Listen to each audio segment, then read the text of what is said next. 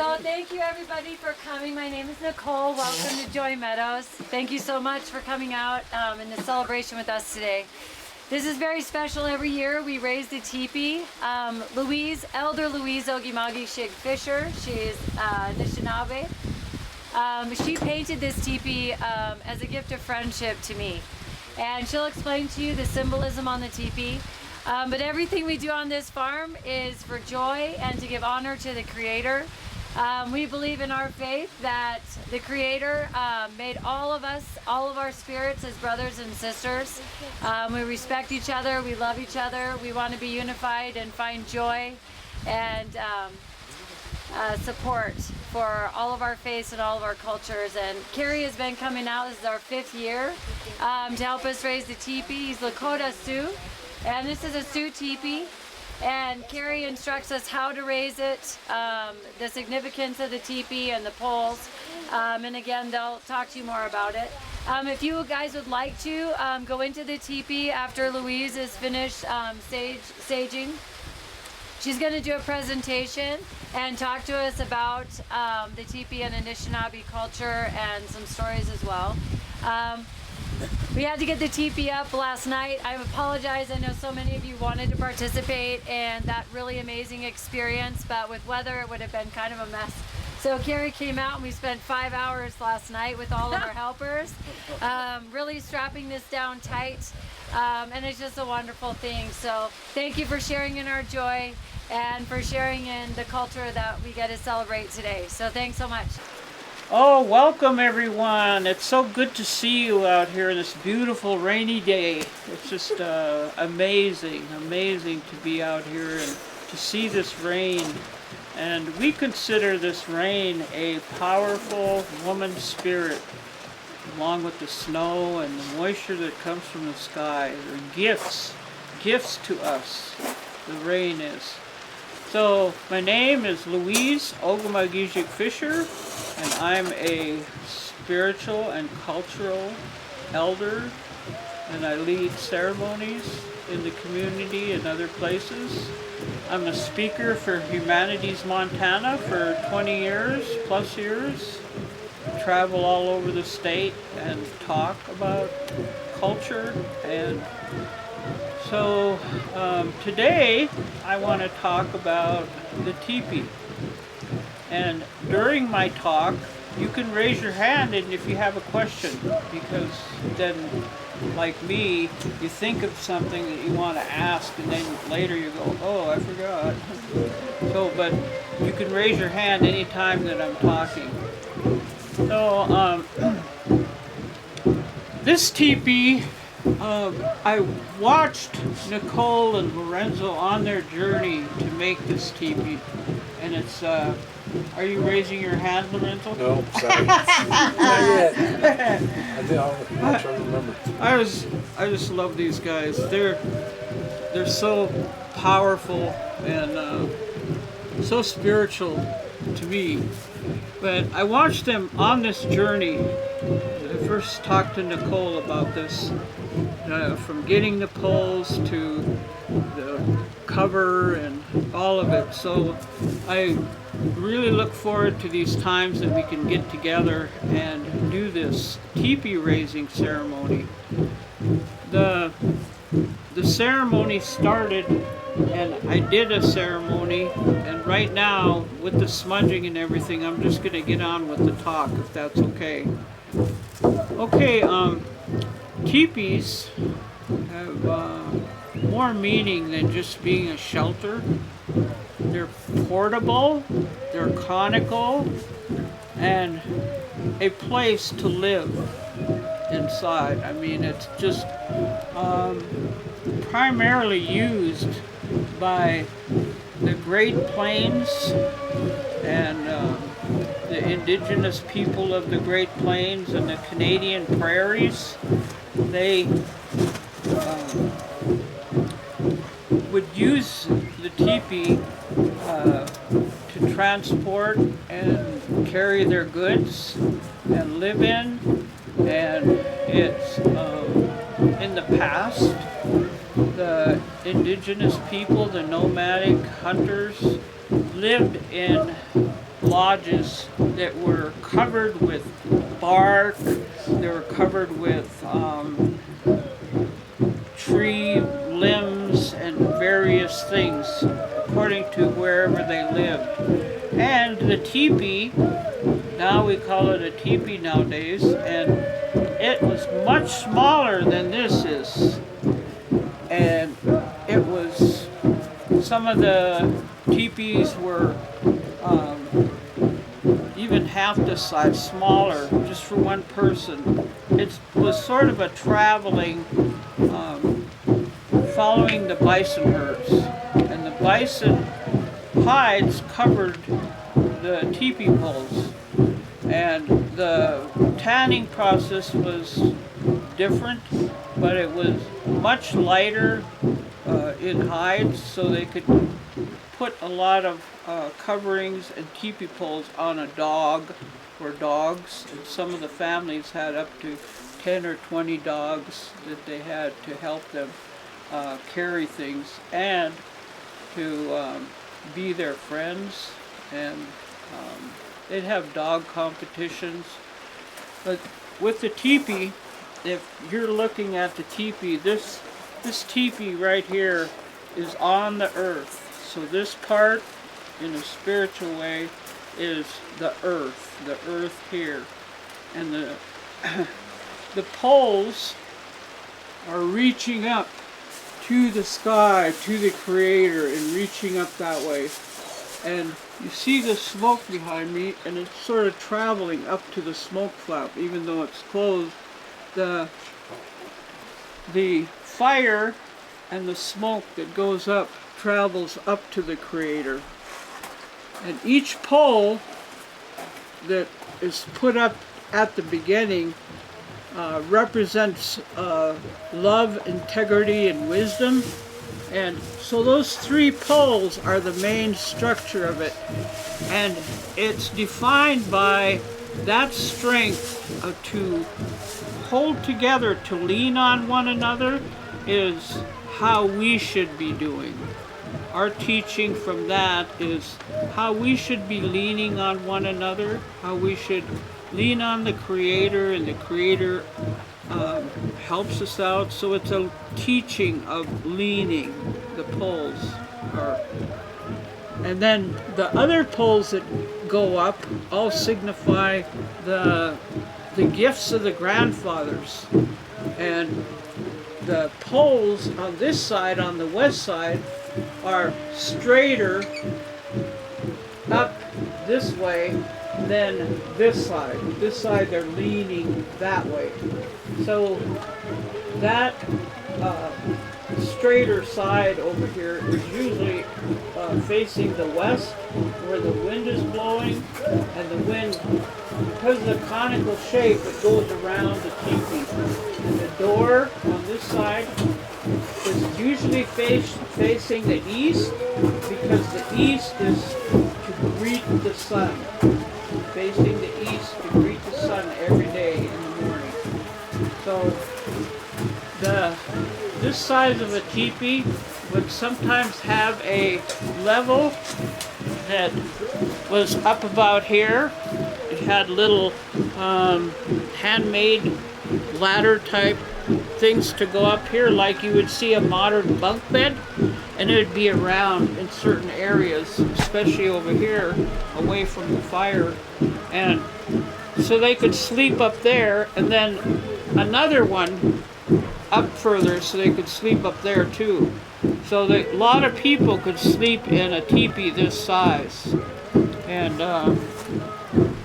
so getting back to the dogs hauling the teepee poles, and the teepees being much smaller in the past, they still find teepee rings that are dated 5,000 years ago.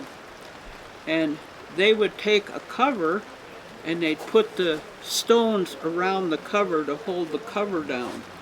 And then when they would leave, they'd pick up the poles and the cover and then put it on a dog or later on a horse, which then is another subject we'll talk about in a minute. But the stones were put around and they're just left there in a circle, and they call them teepee rings. And the teepee rings are from the archaeologists' finds were, like I said, 5,000 years plus ago that they found, and they were just left there. So they take the poles and the cover and the gear and they just leave the rings there. So those were called the teepee rings, which are located all in different parts of Montana still, in Canada and different places in the Great Plains area. So they would trade for a teepee poles this size. They would make big trades with the people who lived in the mountains to get these size of a teepee poles and trade goods. So the plains people would trade with the mountain people so they could get big, long teepee poles.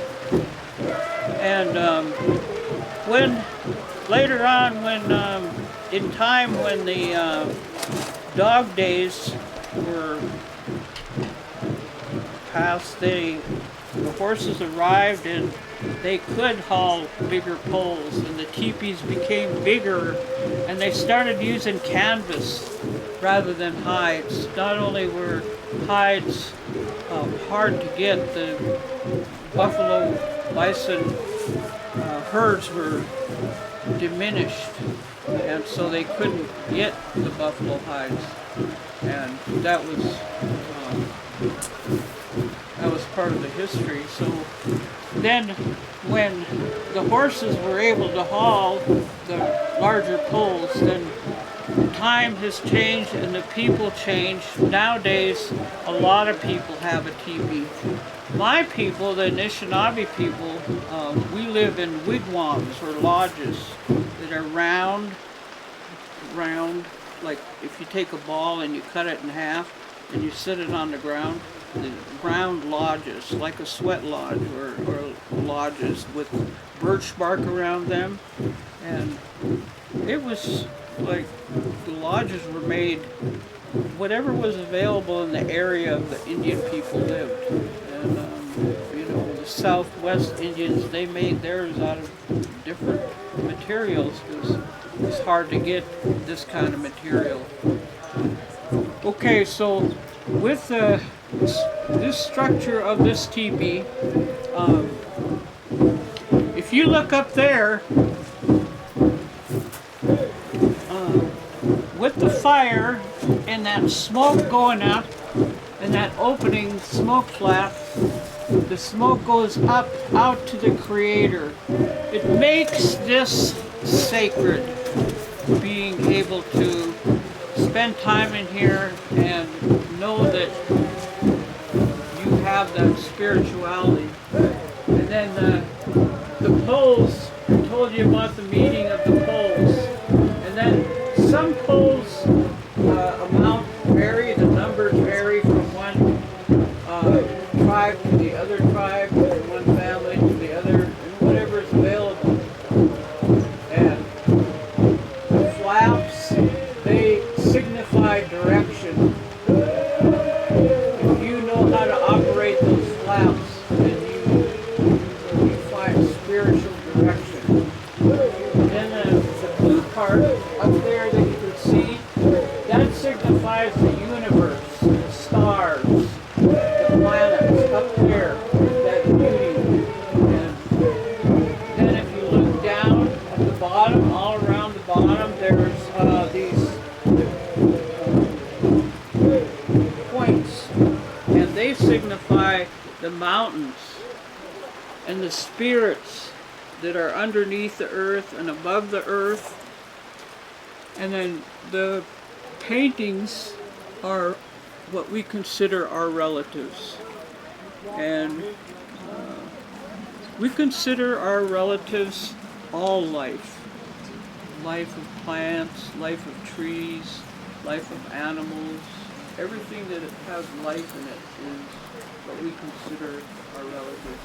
We consider this rain our relatives. It's our mother spirit. So the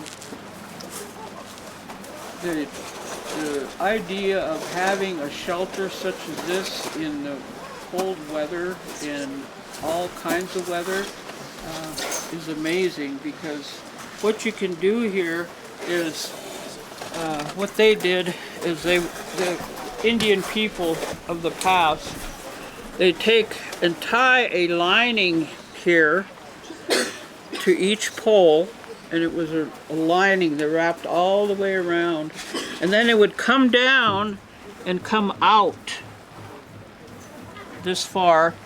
So when the rain would come down, it would come down these poles and go out, and then the lining would keep the warmth in here. So this came out all the way around, and then they'd put hides on top of that. And the fire would be off center there, and if you didn't light it, put it in the right spot, you'd get smoked out. And so you have to keep. So then Nicole has a liner. It's just a beautiful liner, and she has handprints all over the lining, and you can, I believe you can get your hand printed on that lining today and sign your name to that, and you could see Nicole about that, which would really be awesome. So these handprints and these signatures are all around the canvas that lines this teepee. The other thing about that door there is, you see those shapes, the red shape, those are butterflies. And the movement of the spirit of butterflies and the beauty of the life of the butterfly is the spirituality of that relative, that live relative there. And then this is the door right there, over here. And you can see here, this part, circle, is the medicine wheel. The medicine wheel is all life in all directions. It has teachings in every quadrant. Just like we have 4 quadrants, the physical, the mental, emotional, and spiritual part of ourselves, we have to keep all of them up. And we have to recognize in ourselves which one is down, is low on oil. Because then we have to pick that part of us up so that we can be healthy and in all parts of it.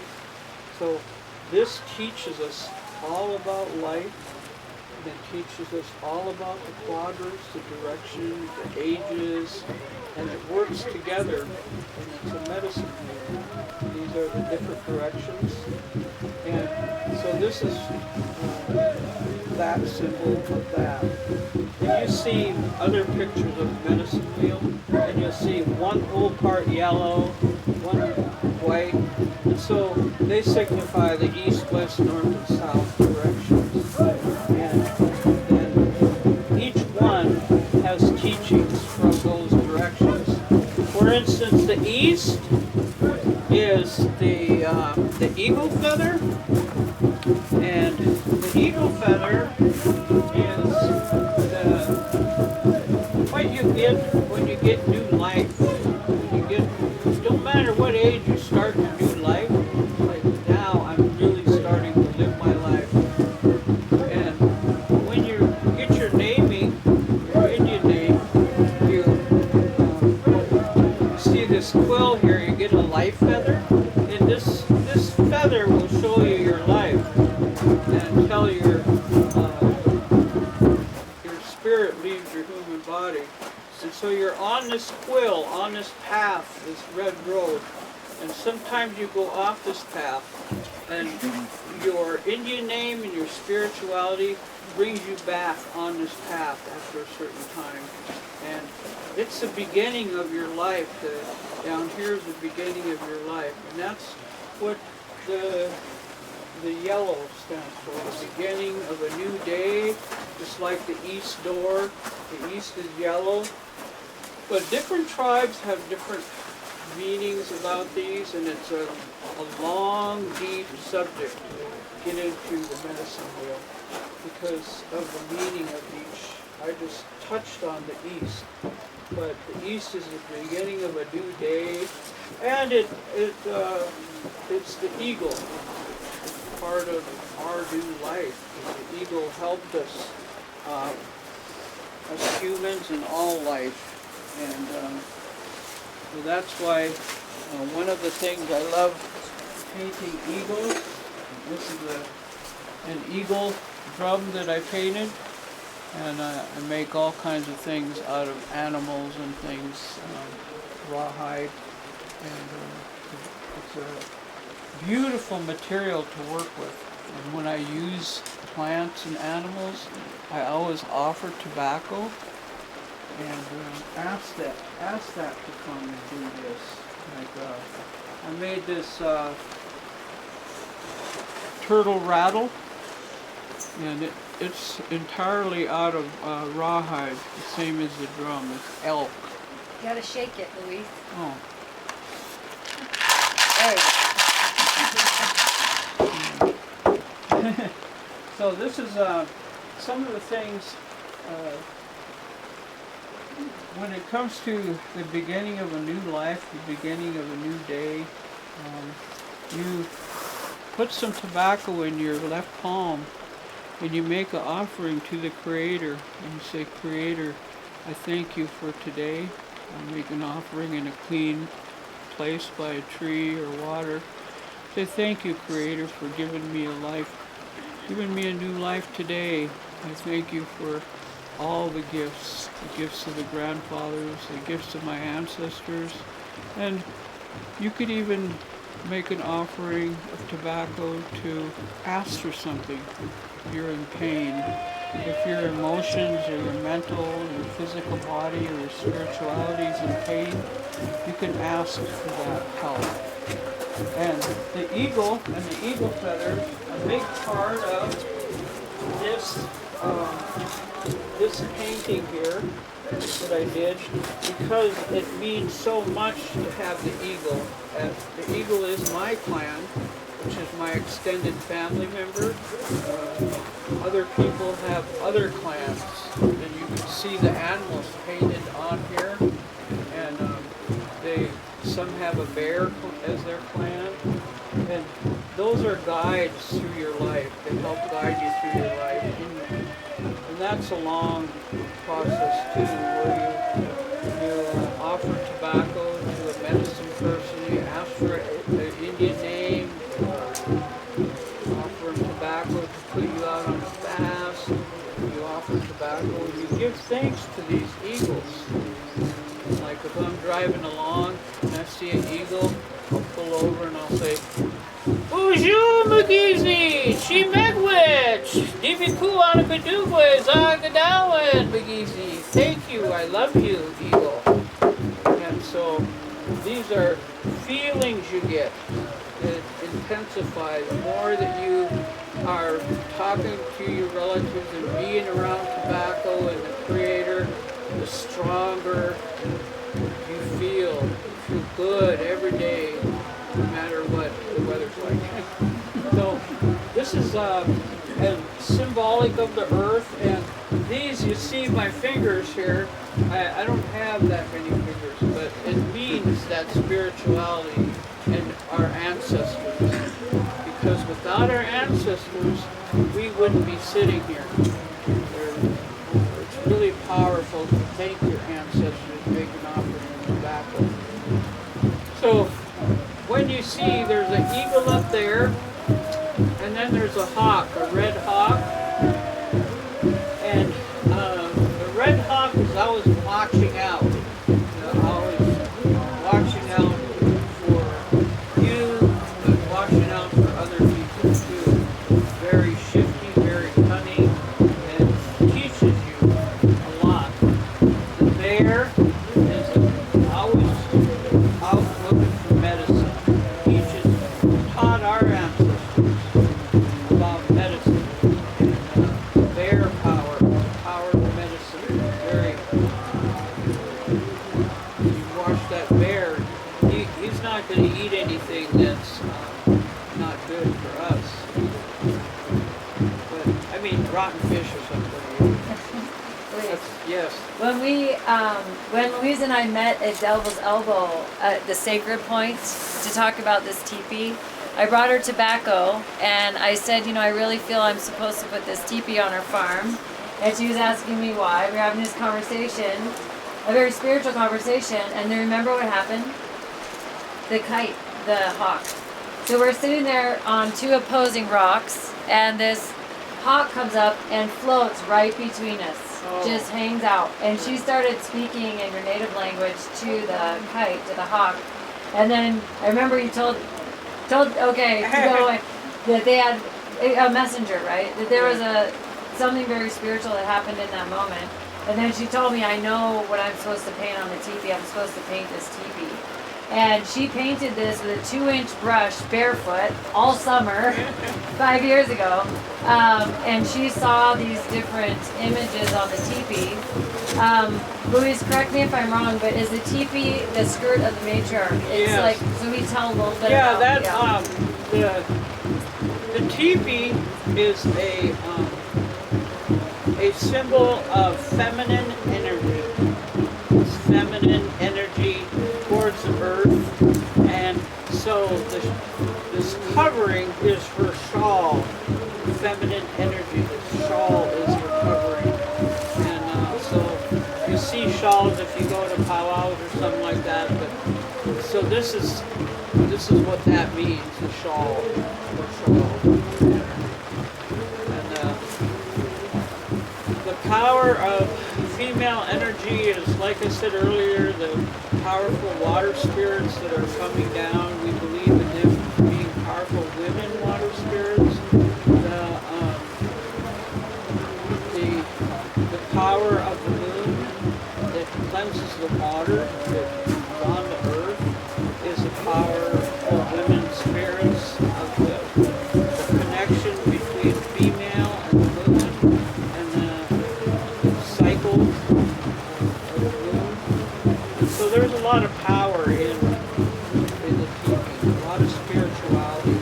It's primarily spiritual, really. But the trees there, they are medicine trees. You see the fox back here, and another.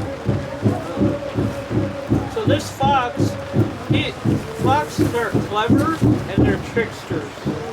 They do things that are tricky to teach you lessons. And what I mean about all this is that there's a voice inside all of us that tells us, that leads us. We kind of call that the trickster spirit, but it tells us and guides us in our life. Like it tells you to, let's go do this, and you listen to that voice.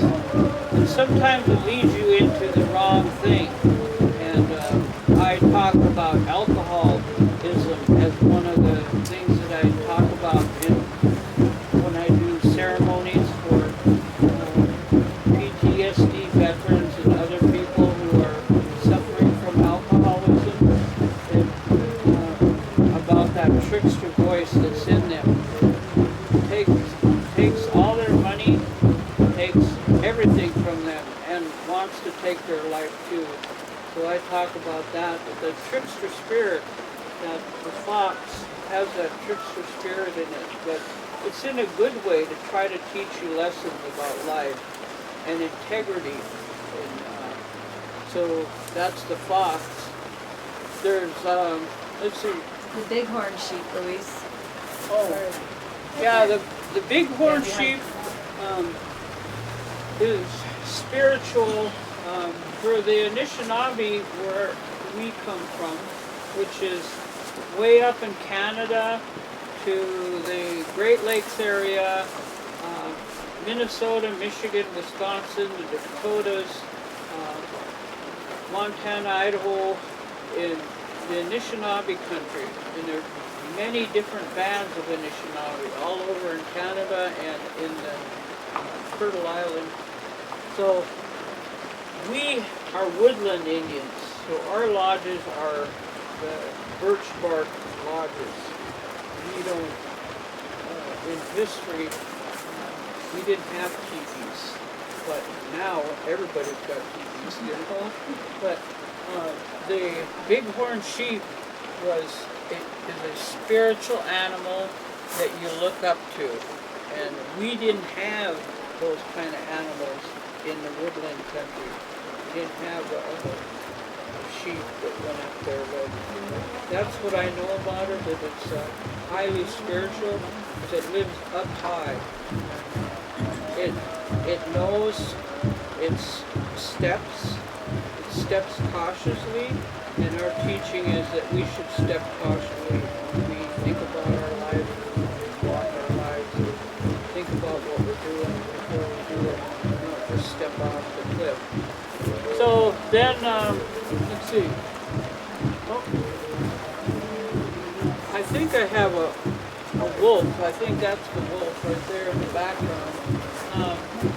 So the wolf at one time walked hand in hand with the Anishinaabe, and the wolf was a friend of man, the first man, and he came because the Creator gave the wolf to the first man, because the first man was very lonely, and then the Creator recognized that and gave him the wolf. So the wolf and man walked hand in hand, and for a long time, and then they had a falling out, and they went separate directions. But what befalls the wolf befalls man. In the history, that's how it goes. Like the wolf was hunted, and so were we, and things like that. So he's kind of like our brother. That's the story of the wolf. And so there's with the with this moment, and I'm looking around to see. I told you about the eagle, but the eagle is at one time the eagle flew around the earth and flew around the earth. And he was looking down on the earth, and he saw all the people were suffering, and the creatures were suffering. And he decided he was going to go talk to the Creator. So at the time when the darkness was turning to light, he shot up into the sky and went as hard as he could until he got up there, and he talked to the Creator, and he asked the Creator if the Creator would help the humans and all the creatures on the earth. And with some thought, the Creator said that he would help, but he wanted the eagle to become the messenger to all the people. And so the eagle is a messenger. The eagle, we believe in our culture, the eagle can go from the earth world to the spirit world, back and forth, because he was granted that when he asked for help, that he could be our messenger. So you see people using the eagle feathers, and we honor the eagle feathers, and we use it. in that way, a respectful way. And you see that at powwows where they have the eagle and the eagle feathers, and these are golden eagles, these feathers. And I've had them all over the country. And it's the right wing of the, they help in ceremonies because you see the two feathers here, that's the thumb and this finger.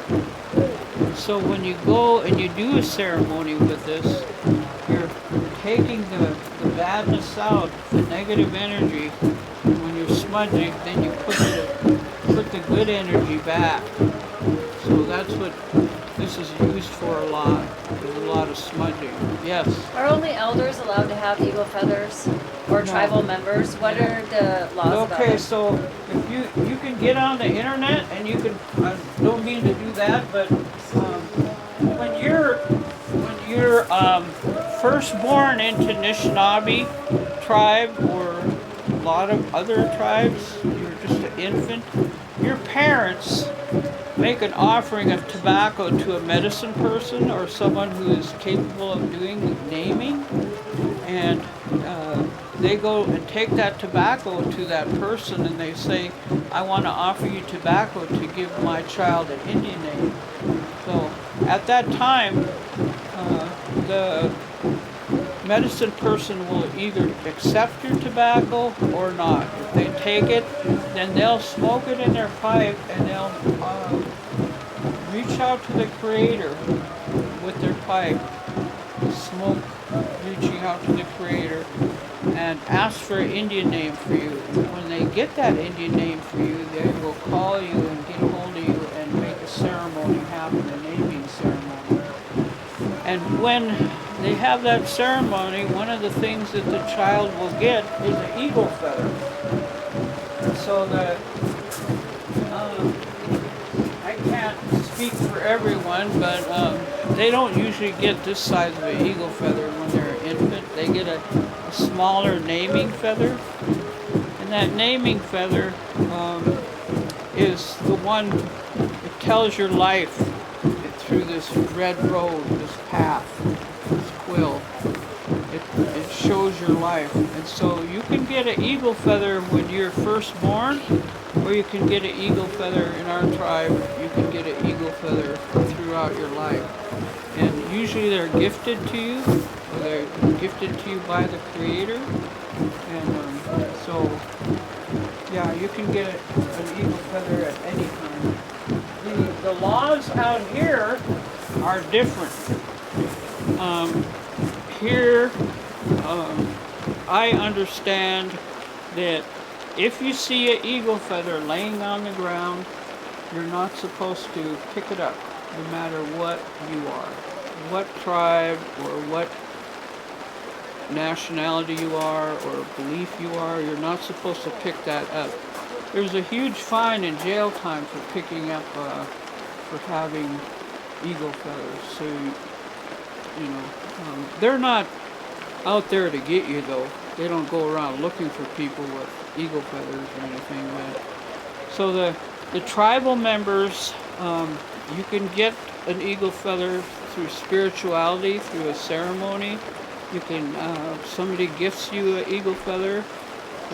Most all of the feathers that the Indian people have, the eagle feathers, are used for ceremonies and for their regalia, that kind of thing. So they usually, there's places where you can apply. If you're a tribal member, you can apply to the government to get a full eagle, and which I have done before. They have places throughout the country where they store eagles that are dead, and they store them there to give to Indian people through an application process. But yeah, I hope I answered your question. Very interesting, thank you. Yeah, and then and so with that, I don't know if anybody has any questions. Anybody have any questions? Yes. I wanted to ask you how you might help someone who's very, very ill. Oh, okay. So that depends on what illness they have. It's a child with terminal cancer, Oh, really? 5 years Yeah. old. Well, how I would go about that is being offered tobacco, number one. And then whether I would accept it or not accept it, that's number two. And then go from there. If I accepted, then I would do a ceremony for that child and try to help it. Ask the Creator for help. Because your spirit is your life. Your spirit is your whole self. Your mind can do many, your mind is amazing and your spirit is amazing. You can do anything with your spirit. Have a strong spirit. It can get you through anything. And it's possible that it's just hard to say because I don't know the child or anything.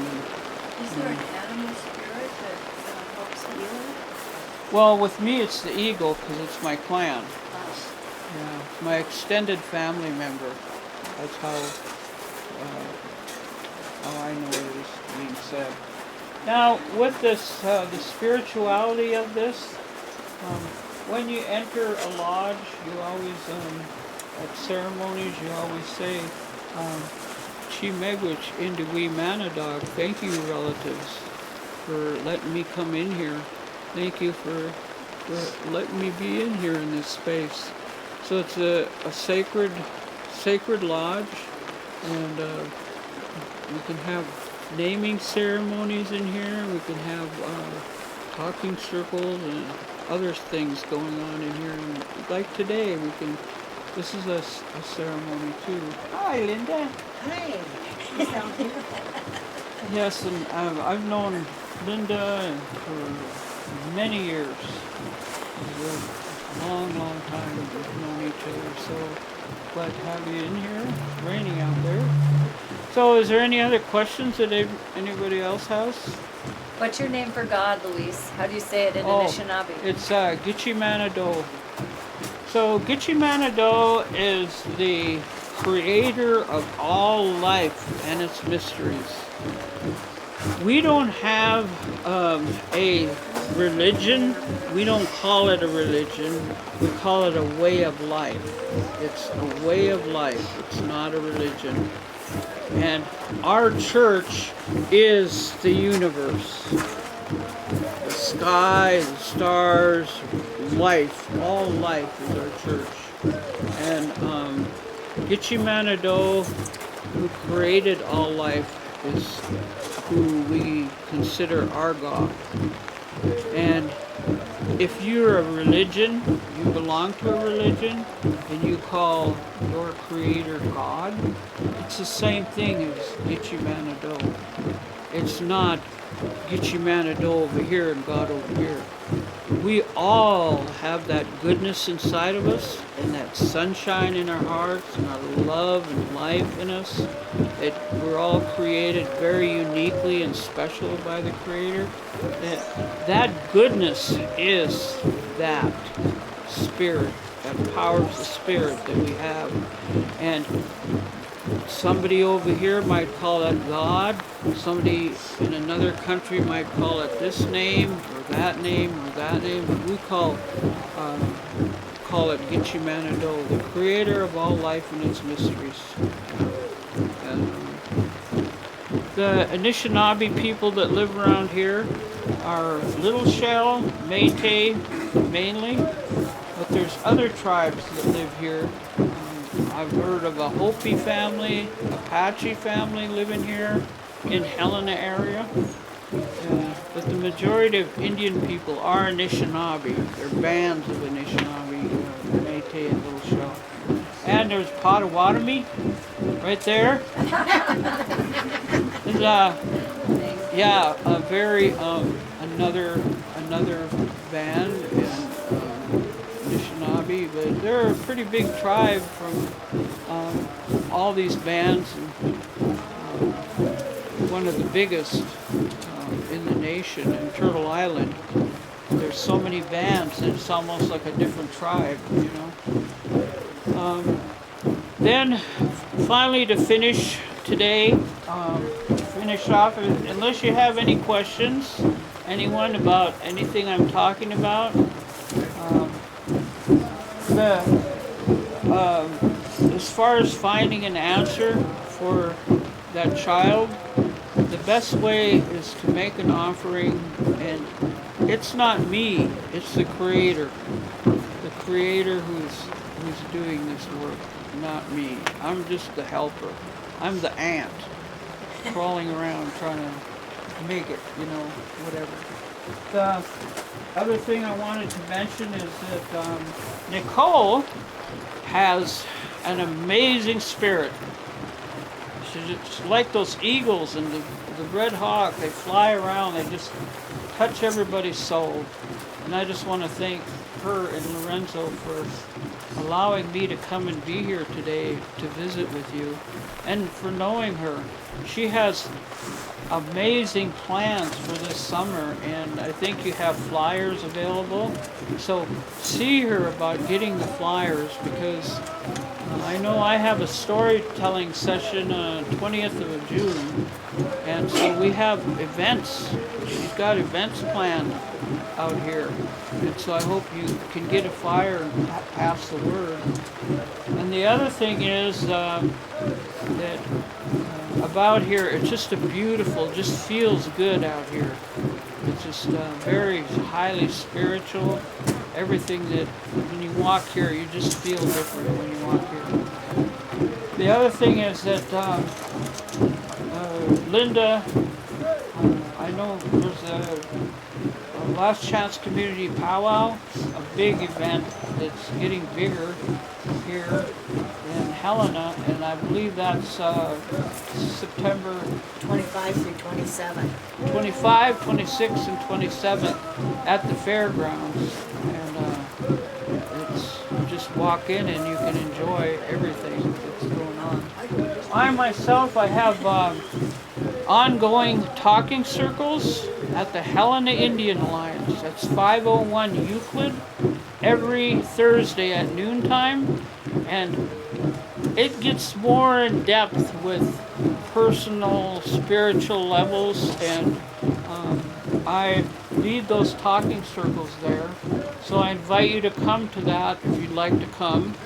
And it starts at noon, and I usually am there about 9:30 because we do moccasins till about noon, and then switch to the talking circle, and that lasts for an hour or so, maybe two, depends. So I welcome you to come to that every week. I usually have that there, and I'm going to be doing talks all through the state of Montana. I'm going to Libby and Troy and Madison Park, but I'm also an artist, and I have stuff down at Sage and Oats in Helena, and sell all art throughout the area. And one of the neat things that just happened to be, I guess, the last year or so, is the Helena Civic Television Station, channel 189. I have a show on there called Healing and Teaching by Louise Ogemahgeshig Fischer, and I ask you to tune into that because it's interesting. I try to make it a healing and teaching session, and I always give advice about that on the show. Talk about sweetgrass, talk about the plants, and the next show I'm talking about cedar and juniper and sage, and so I'm going to talk about that at the next show. But I think you can get online, and maybe you could just say something. You get online, and then Spectrum is $9.89 and TDS is $189, or it's the other way around. I always get this confused. It's $189 and $9.89. Those are our two channels on TDS and Spectrum. I'll look at my business card after. Thanks for putting me on the spot. I should have told you. But It's okay, I yeah, got it's my- channel 189. You get on the internet, you Helena Civic Television, and then it'll pop up, and then you channel 189, and it'll show you different places where you can click on to get to that spot. And I think they have different people that you can click on the side there on the bar that you can pick the ones you want to watch. And so I have a long history of art around here, and a long history of culture, a long history of talking and doing ceremonies. And I'm very, very honored to be here today. Very honored. And Louise Ogemahgeshig Fischer. Ogemahgeshig means chief of all light in the sky. It doesn't mean I'm a chief, but I have chiefs in my background with my ancestors. But Ogemahgeshig means chief of all light in the sky, meaning we get our Indian names from all the lights in the sky. So when the sun goes down in the horizon and you see that light, that's where my Indian name is, Evening Sky, Dibiku Anapudugwe, that light left over. And so I live in York and been out there for 40-some years, and I have a crow named Edgar, and a big It's always in the background when I call. a big Tibetan Mastiff. I just got a pup. It's a year and 3 months old, and it's already this big. I just wonder how was it born? It's like this big already, you know, a big Tibetan Mastiff, and I'm very in love with that dog. And so I almost thought, huh? Did your wolf dog pass? Yeah, You did. yeah, about a year ago. So sorry. Yeah, he was a beautiful dog too. So anyway, you can reach me through Nicole or the Helena Civic Television, and if you want to get a hold of me. And thank you all very much for being here today.